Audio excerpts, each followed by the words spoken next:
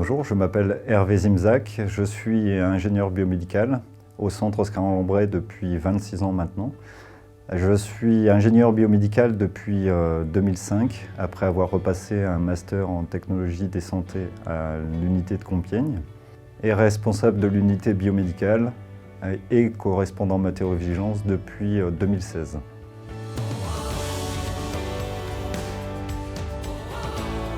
Le centre Oscar-Lambret, centre de lutte contre le cancer, est un établissement de santé privé d'intérêt collectif à but non lucratif.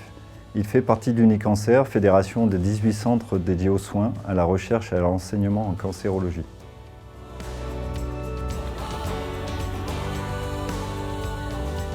L'unité biomédicale est composée de 1 ingénieur biomédical, 1 cadre biomédical, 4 techniciens et une assistante. L'unité biomédicale gère les dispositifs médicaux de l'acquisition à la réception, la maintenance jusqu'à la réforme.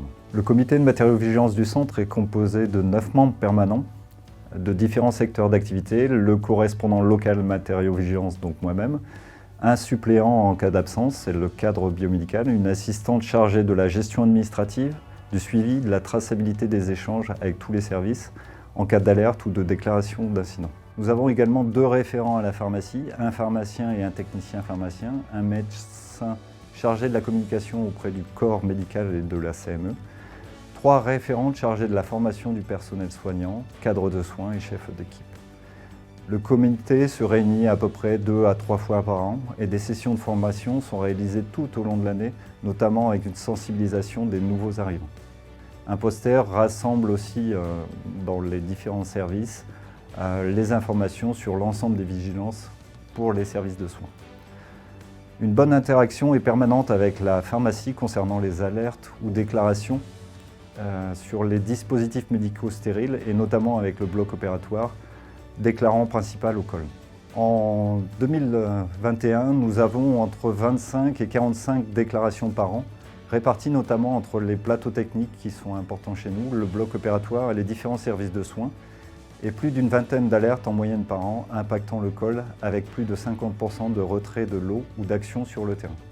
La gestion documentaire de la matériovigilance est principalement organisée autour d'un outil spécifique de gestion documentaire qui s'appelle Enov. Nous avons également un répertoire partagé avec l'ensemble du comité, avec les déclarations, alertes, support formation. Et nous avons un fichier partagé qui permet de suivre incidents et alertes. Cela nous permet d'extraire des indicateurs, répartition par type de DM, par service. Et nous avons également un projet d'intégration des déclarations qui est en cours sur notre nouvelle intranet.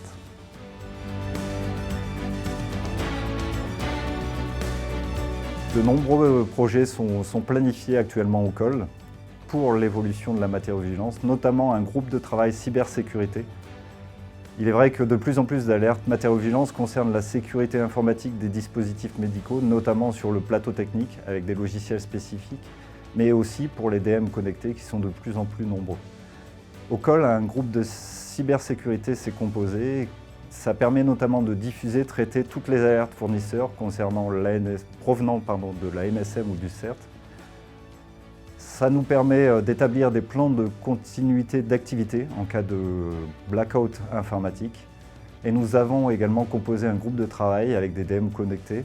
Cela nous permet d'intégrer des critères de choix dans les procédures d'acquisition des DM dès l'achat.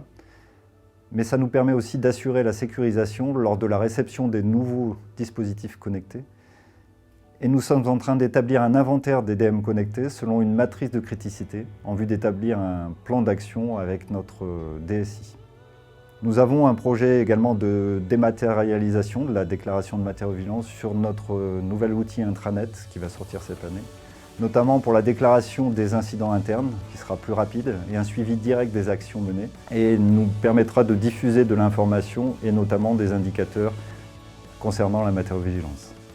Je pense que la matériovigilance évolue beaucoup ces dernières années, notamment avec la partie informatique et les logiciels ou DM connectés.